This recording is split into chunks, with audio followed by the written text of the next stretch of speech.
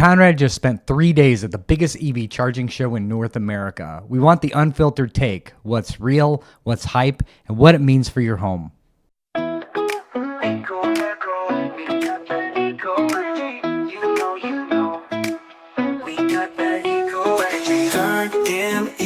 Energy. Let's go, plug in eco energy.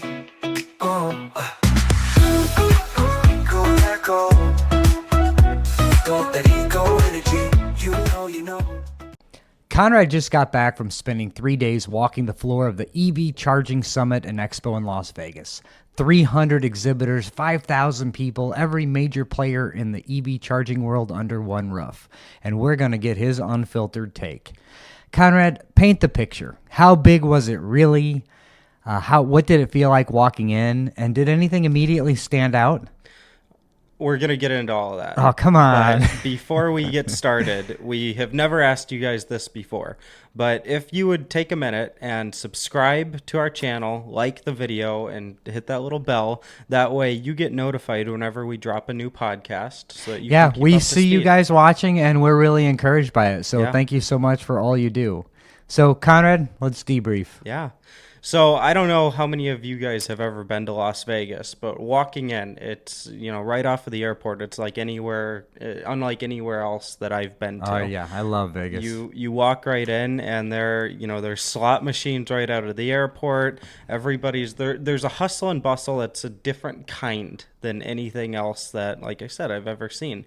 Yeah. Getting out of the airport and then getting to the hotel, it's gigantic. I walk up to the check-in desk, and I ask if they have any rooms ready early, and she said I came in at just the right time. She has one more room left. Wow. And they have 1,100 people that are scheduled to come in for rooms just that day. Wow. Absolutely insane, right? Yeah. So I go over to the show, and they're setting it up, and it's a gigantic space. Yeah. Like probably 150,000 square feet of just exhibitors shows, and there are hundreds of people working to set this stuff up. Yeah. And even then I could kind of see the beginnings of what was to come that whole week, of the gigantic chargers, the new technology, stuff I've never seen before. Yeah, I'm excited to hear about it. And I see a lot of stuff, Oh, yeah. I get to see stuff even before it's launched usually. Right. But this is like a whole different kind. Right. And one of the things that was really exciting to me was how much of an emphasis everybody was putting on fleet charging.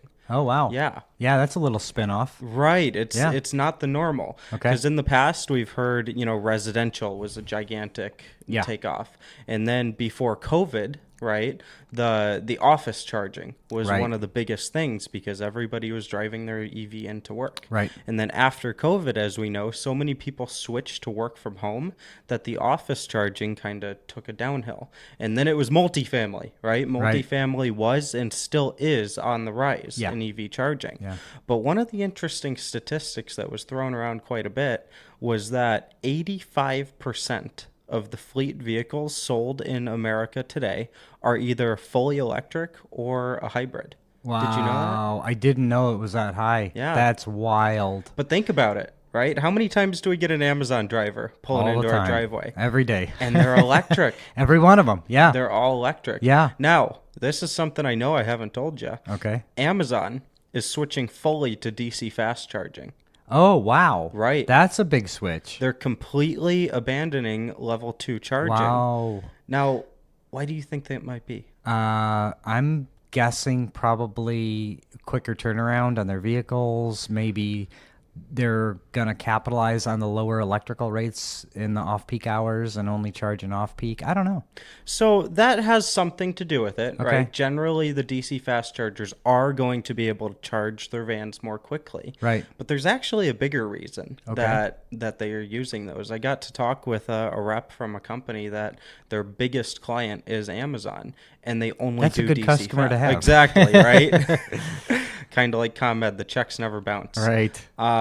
But he was telling me that the reason Amazon is switching fully to DC fast is because of the cycles, right? Okay, A level yeah. 2 charger is designed from the ground up thinking about a residential space. Okay. Even the commercial chargers. Even the commercial yeah, chargers. they look like a residential unit. Right. Yeah. And they can be beefed up a little bit. Right. They can be whatever, but they're not as beefy. They're not as a level robust. 3. Yeah. So like some of those chargers that they have on the commercial side that are DC fast, he was telling me they have one unit that has over 22,000 cycles on it. Wow. So that's why, when we're talking about fleet, Yeah. you're thinking 5, 10, 15 years That's down the like line. 22,000 fills of their gas Exactly. tank. Yeah, that's amazing. Imagine charging your phone 22,000 times. Yeah, I don't think I ever did. I would never expect the cord, the charger, anything Right. to last that long. And they are lasting that long. And they're lasting that Wow. long. So Yeah. that's why the fleets are thinking to the future, right? Okay, yeah. Amazon isn't putting electric trucks on the road because they think it's better for the environment, No, right? I don't think they are. Amazon is putting electric trucks on the road because they want money in their pocket.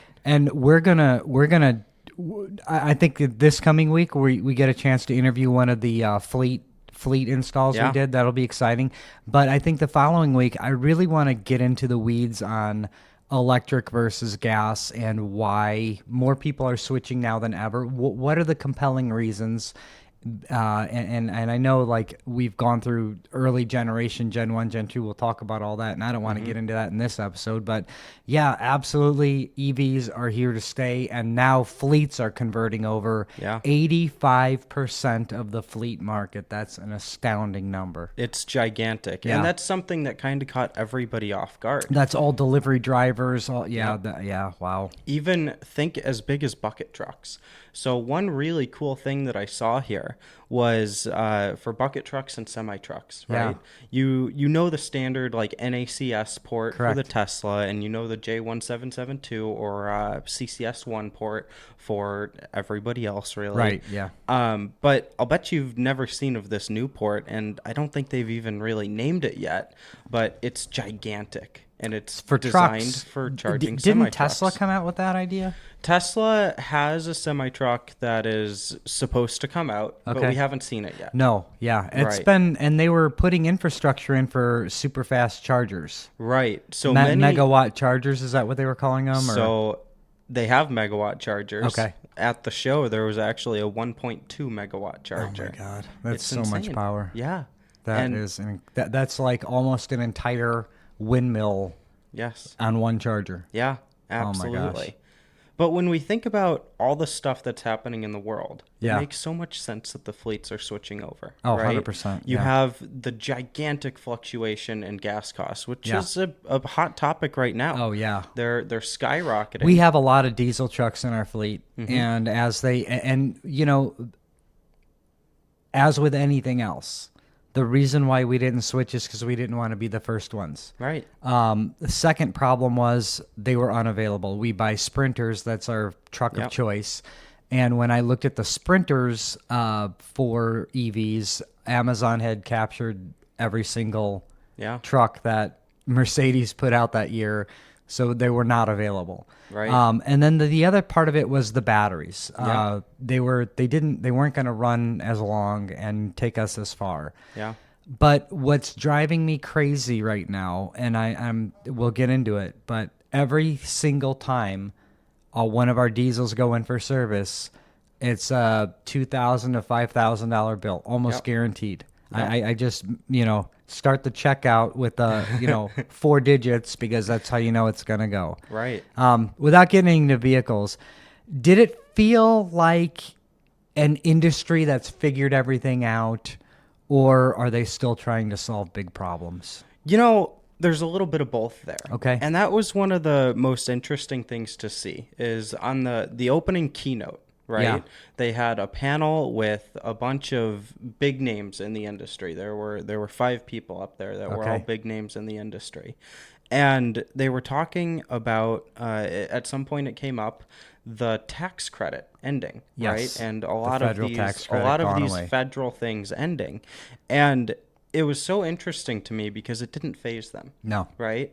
And that to me marks an industry that has figured out that it has what it takes to survive as as something that's a not being propped up. standalone product. Exactly. Yeah. Yeah. So all of them, right down the panel, they were talking about the tax credit ending, and they were like, yeah, it just doesn't matter, right? Yeah. Because this is an industry that consumers have made their choice, Yeah. and the brands have made their choice. I mean, look at GM. GM is pushing electric Yes. extremely hard. Yeah. That's because they have the foresight to look into the future and say, this is what's coming. This is what's going to be important. And it's so evident across the entire event. Like Yeah. nobody cared. There's a lot of energy, no pun intended, in Yeah. that event. Yeah. And it's because it's a thriving industry. It's growing very rapidly. Yep.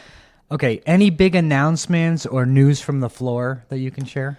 You know, there wasn't a gigantic bit of new stuff. I Okay. would say the biggest announcement kind of was just how much buzz there was about the fleet and you know what? There actually is something. Okay.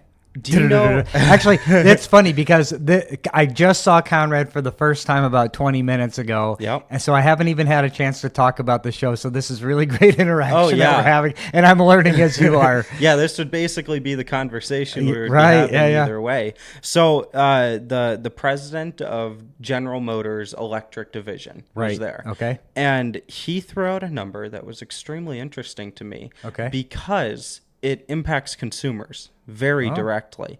So the amount of EVs coming off of lease, do you know how many that is just this year?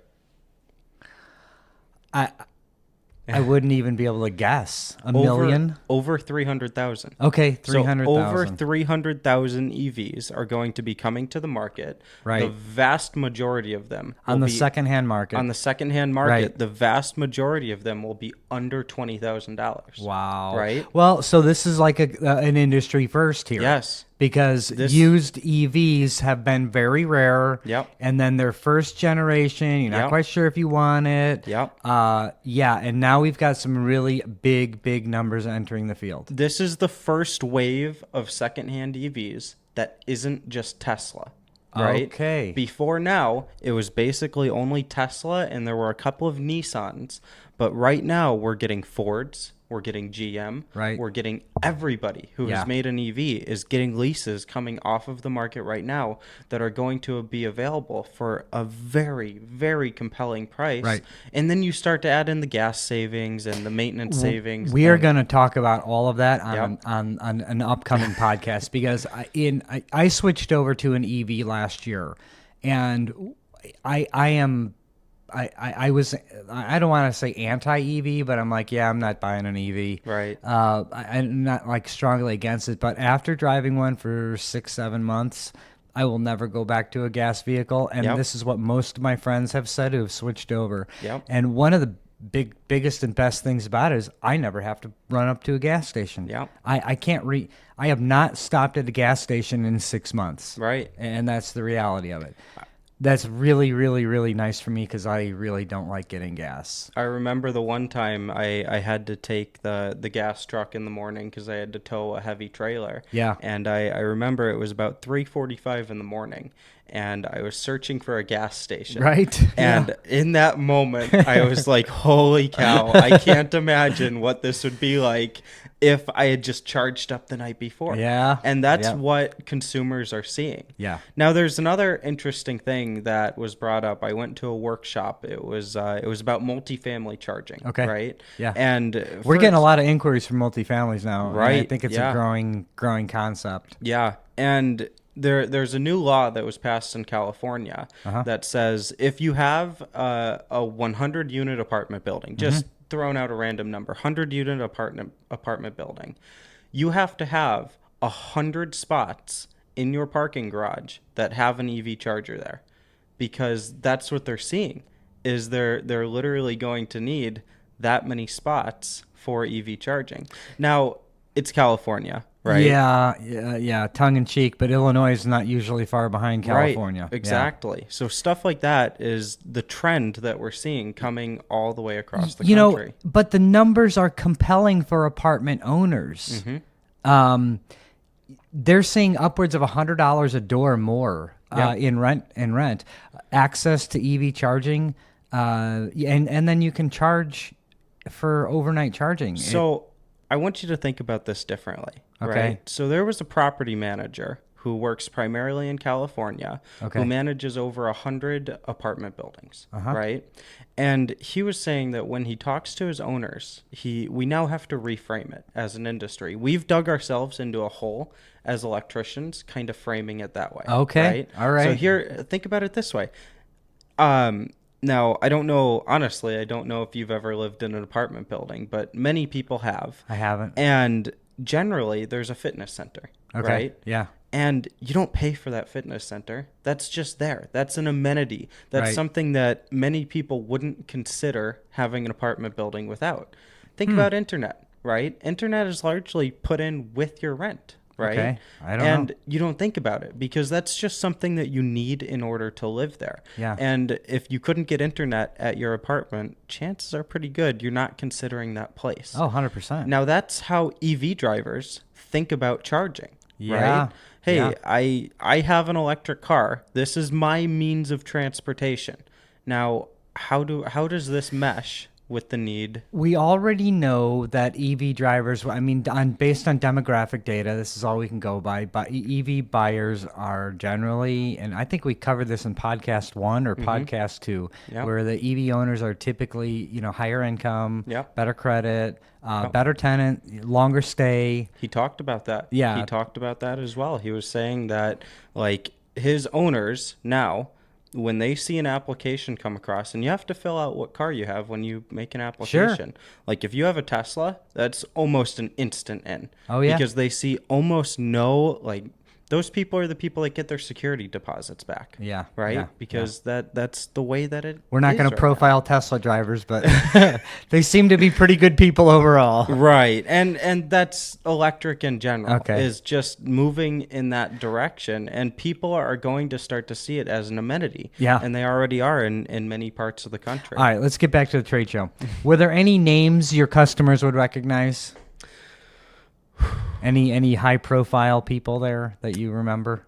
You know, Walmart was there. Oh, Right. wow. Yeah. Right. That is a big move. Yeah.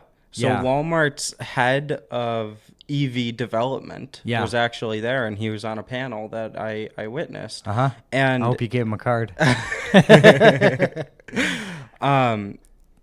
just the stuff that he was saying with like he's thinking of it as an amenity. Yeah. Right. And Yeah. that's the way Well, everybody should he's be. behind the 8 ball on it. Right. Honestly, Kroger's stepped it up. Meyer stepped it up years ago. Oh yeah, Meyer with Tesla. Yeah. And Kroger, actually Walmart's a little late to the party, but But Walmart is going to be bigger than either of those. Walmart two. is a- Walmart is going to be at every single location in the U.S. Okay. And they have anywhere from 8 to 16 ports at Yeah. every single location Yeah. of DC fast charging. Yeah. And it's built into people's schedule. It's crazy. people go to Walmart every week. Mm-hmm. And now with the higher, we talked about that before as well. Which 1 in every 4 new cars this year were an EV, Roughly, yeah. roughly. And then heading toward 2030, we're looking at least 50% of cars that are sold are going to be EVs. Yeah. We're not so worried about the batteries anymore. They're lasting. Oh, yeah. The average battery is well over 100,000 miles. Oh, well over. You're pushing 2 on most of them. Yeah. So we're not so worried about the batteries anymore. The cost of maintenance is down, but we'll get into all that later. Wow. That's exciting to see Walmart at the table, having Yep. a seat there and talking about how this is going to improve their shoppers' experience. Yep. Yeah. Are you familiar with Iona at all? No. Iona is going to be one of the largest charging network in the US, and what it is it's a bunch of auto companies, so GM, Hyundai, many others grouped together. Okay. And they decided to put a ton of money into EV charging. So they're rolling out thousands of locations Yeah. of DC fast charging. They were there too. This is a game changer, man. Mm-hmm. Really big time game changer, and that is an interesting thing. Yeah. Let's see. What is the single most impressive thing you saw in 3 days? Ooh, that's a really tough question. Yeah. The energy was extremely cool to see. Yeah. Right. So just the general industry energy moving forward. Yeah. Was so cool. It's contagious almost. It really is. Yeah.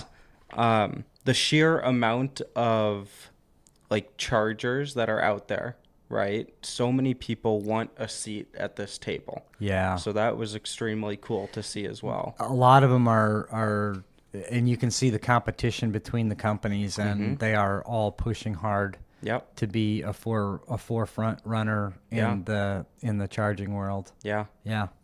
Yeah, we're starting to see overseas companies come and try and get a piece of the action. We're starting to see everybody. Yeah. The amount of like Chinese companies that were there that are trying to push into the American market is pretty crazy to see. Yeah, I mean, China is a big world player Oh, and yeah. a mass producer of all things electronic, especially. You know, And largely they're ahead of us in EV. well, yeah, we tend to be most of behind Europe them. is ahead of us as Right. well. Yeah. Yeah. So we are the lagging dog here. Anything that stuck with you? I mean, it's hard to narrow down, to be honest. Okay. The things that stuck with me would be one, the fleet, right? Oh, That's yeah. going to be gigantic. Yeah. For everybody moving forward. That's Right. going to be just. I the can't way wait it till we is. have our conversation with Mike. Oh yeah. Yeah. Yeah, it's going to be fantastic. I would say the number two thing that stuck with me would be how motivated everybody is to continue on even without all of these federal programs and just programs in general, Yeah. right? People are so excited about the industry that stuff like that doesn't really phase them. From my perspective, I feel like it was important for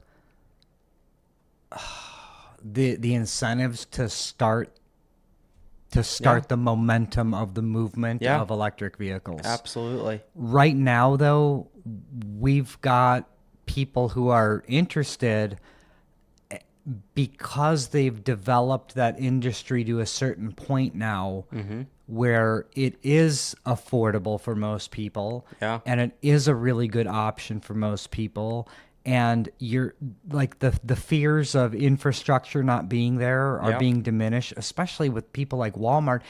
You can't swing a dead cat and not hit a Walmart. It's just Right. how it goes. Yeah.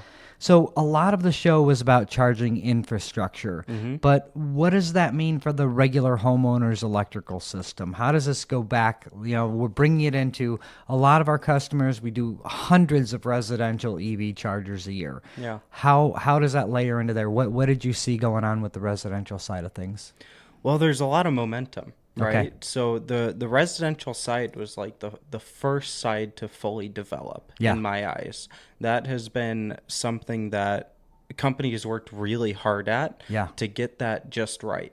And then that's continuing, right? Yes, So yes. all those chargers are coming out and staying out, and the affordability of them is getting better, Yeah. right? Because Yeah. there's more competition, there's more scale, right? The amount of EV chargers being installed is higher than ever before. So there's that that availability of a high quality charger that is just going to work, and it is affordable, right? Something the average homeowner can actually use.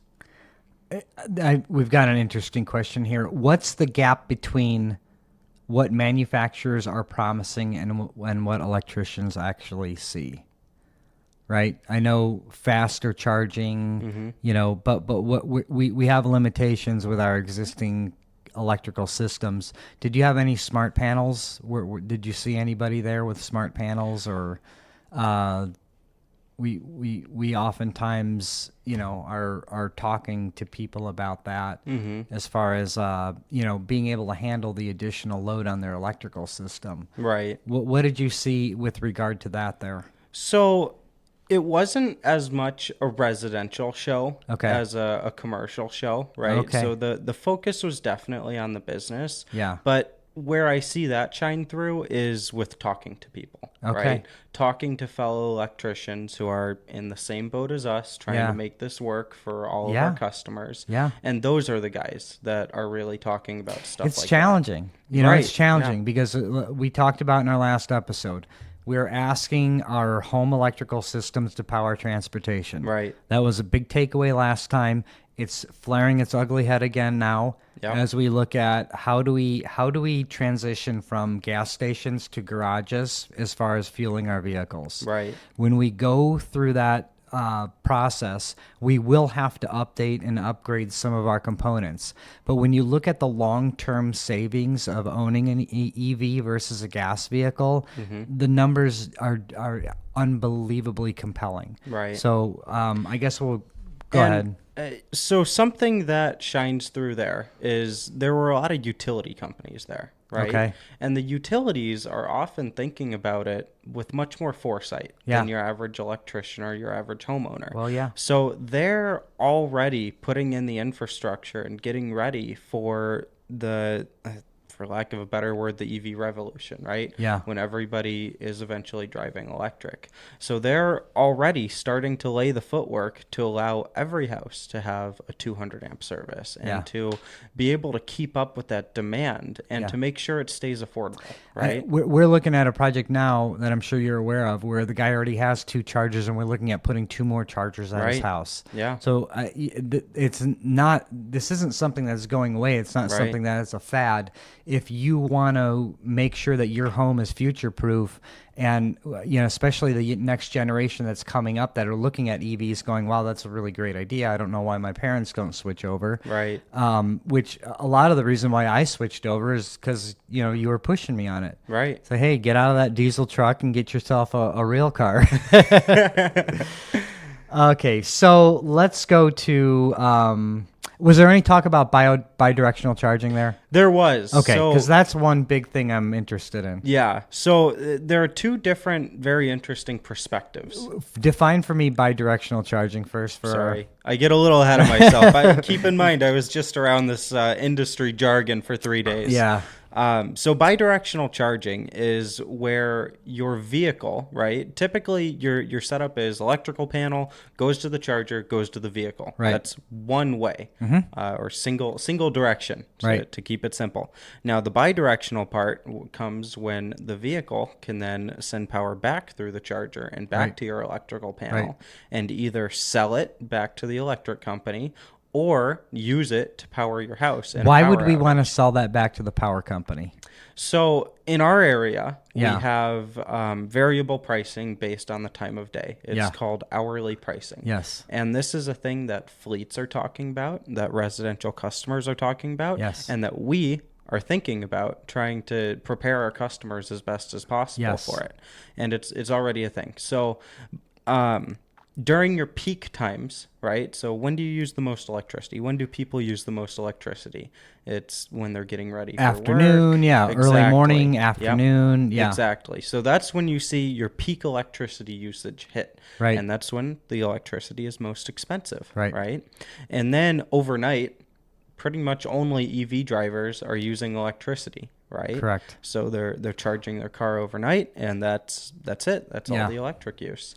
And the rates get way cheaper overnight. I think 4 to 6 cents a kW hour. Yeah, that would be a conservative number. I've seen it go lower. I've seen it. Don't expect this. I've seen it go in the negatives before for short bursts I of have time. definitely charged my truck for free some nights. Yep. Yeah. Yeah, it happens, but it's rare. It's not every day. Yeah.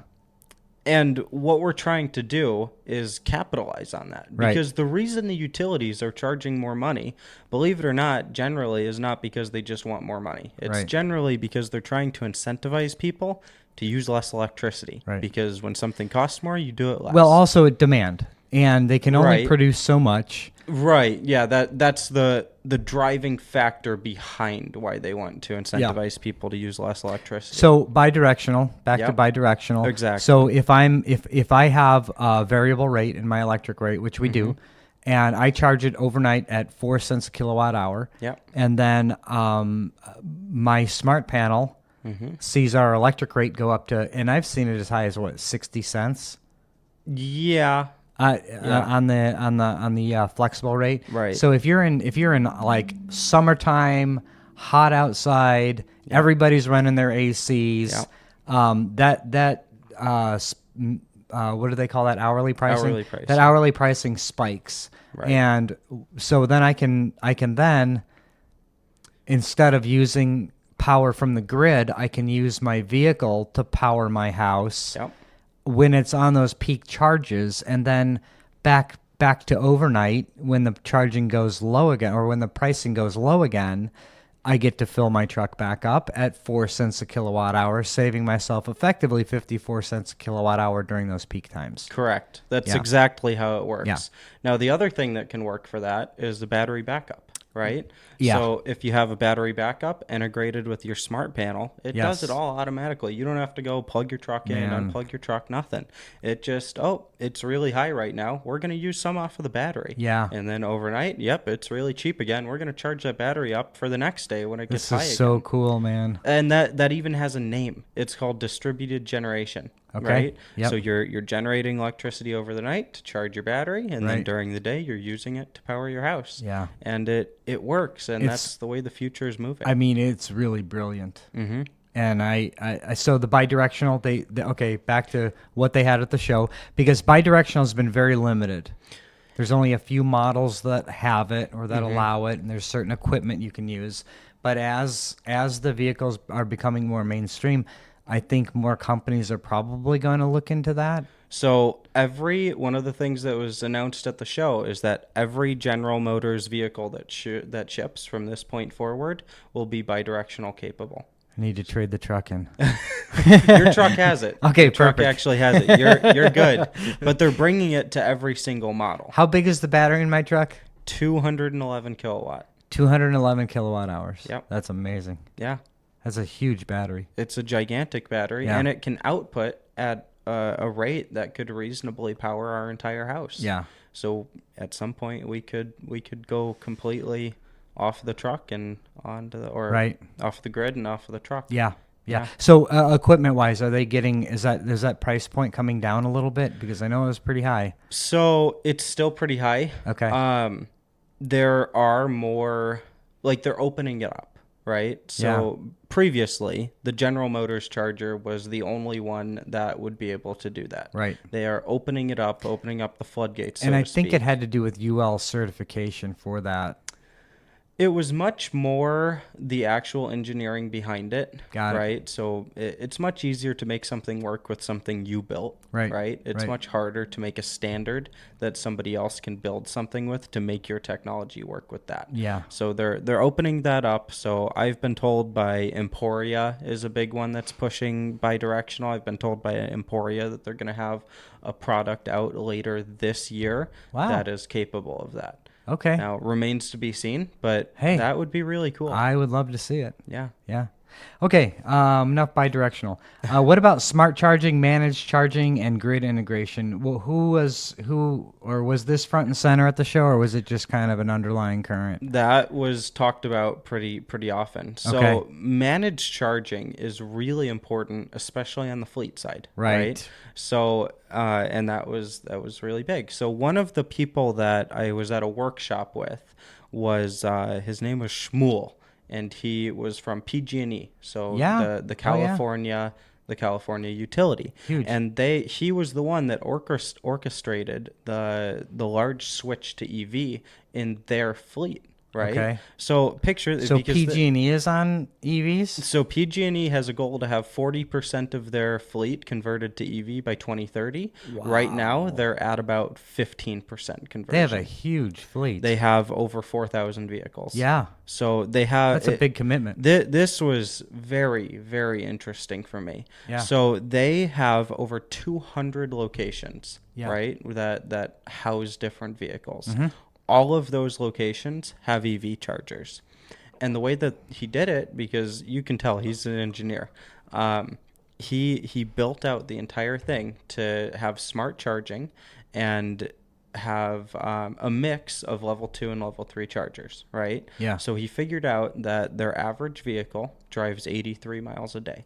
So he made it so every single level 2 charger could, in an overnight, charge up 83 miles. Okay. And then they also implemented some DC fast charging. So, utilities, right? They Yeah. have issues that come up, and Sure. they have to dispatch vehicles in a very quick turnaround time. Right. So reasonably, even on a truck or a bucket truck in some cases, they can plug in for 20, 30 minutes and be ready to go back out again. That's crazy.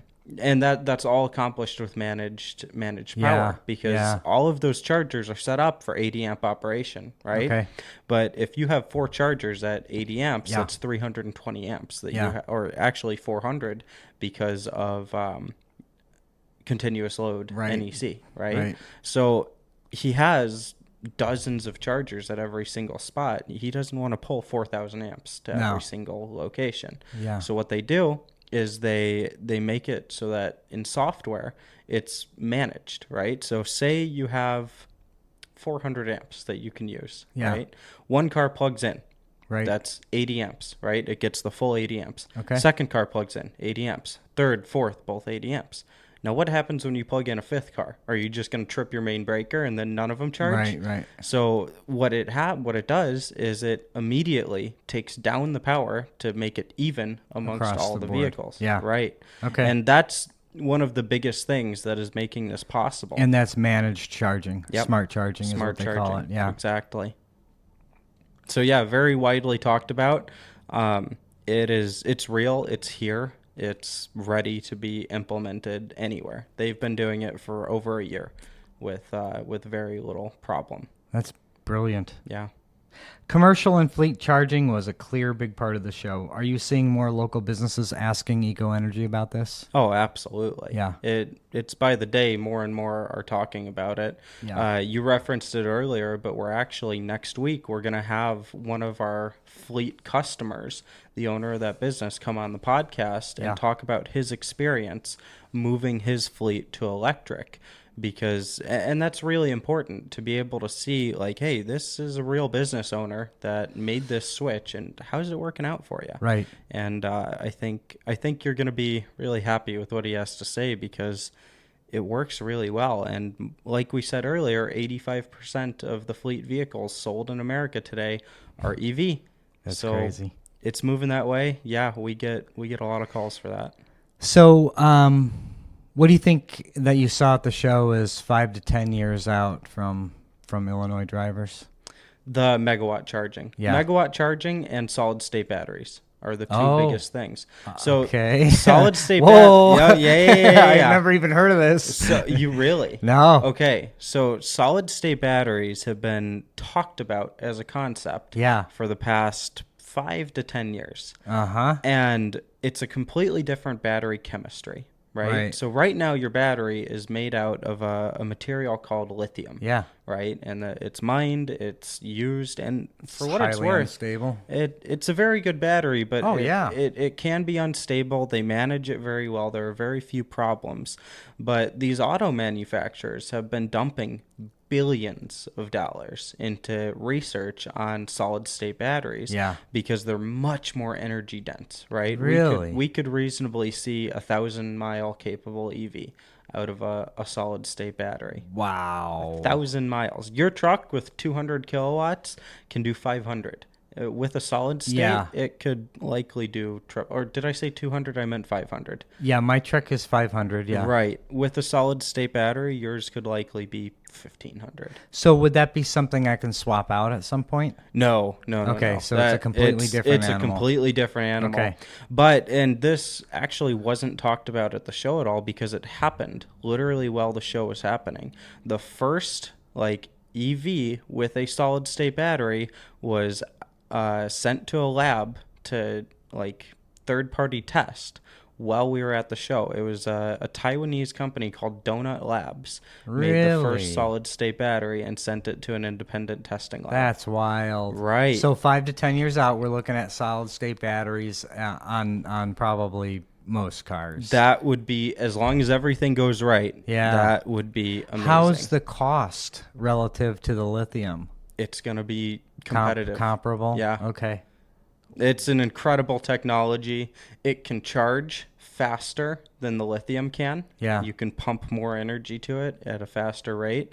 It's Man. more thermally stable. It's an incredible technology that people, like I said, people have been talking about it for the past 5 to 10 years. Yeah. And this was the first real prototype that was brought out, and there was buzz about it. That's at the fantastic. show. Yeah, that sounds really, really cool. Yeah, it'll bring So- charging times down. It'll bring the amount of times people have to charge a week down. Well, and it'll be cheaper. And yeah, realistically, it'll be cheaper. So, on the flip side of what we were just talking about, what are some things that you walked out of that show with that homeowners can start doing today, or businesses can start doing today, utilizing some newer technology to help them with their EV needs?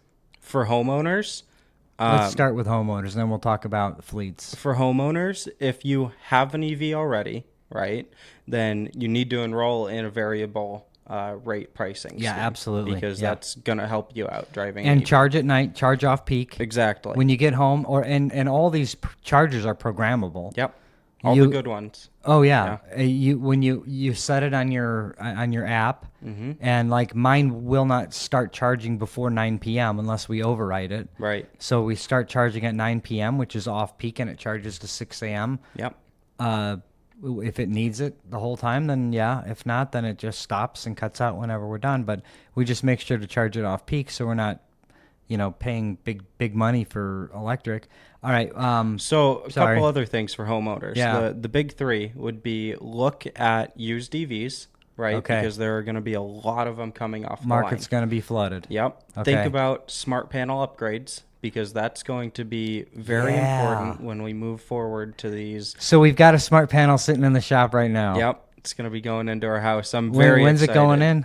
So we're trying to work out the scheduling, Okay. but I'm expecting within the next week. And you guys will be able to see a show on it. Yep. That'll be fantastic. That's going to be very exciting. Yeah. The other big thing for homeowners is going to be a battery backup, right? Yes. So that we home can start battery. to utilize some of those distributed generation ideas like we were talking about Yeah. earlier. Yeah. And it'll work And, just like a backup the other generator. thing too is, in place of a Generac generator, you can have these batteries in your garage, taking up a little bit of wall space. Yep. You don't have to worry about a gas engine starting. You don't have to worry about a battery in your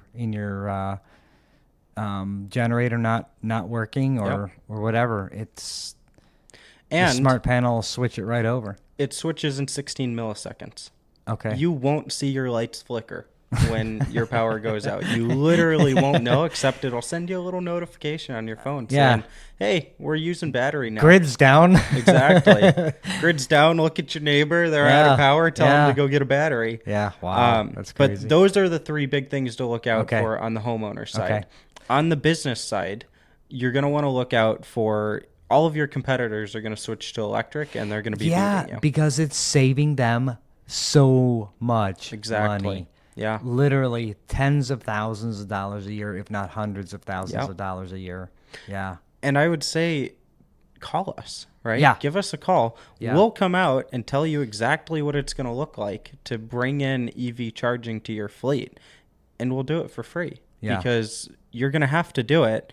And It's we'll not help it's you. not a matter of if, it's just a matter of when. Right. Because we're at the point now where the feds are done pushing it, and this is going to sell itself on its own. Yep. You're going to see financial benefits in your pocket starting day one, when your people aren't filling up at the gas station and burning time buying snacks and pizza and Yep. everything else. We'll get into more of that on our next episode, but Yeah. thanks for tuning in, guys. Remember to subscribe. YouTube, our website is www.ecoenergy1.com. We'd love to hear from you. And we're going to be talking to a fleet owner next week who transitioned his fleet over to EVs, and we're going to talk about how that's worked out for him. So thanks for watching, guys. We'll see you next week.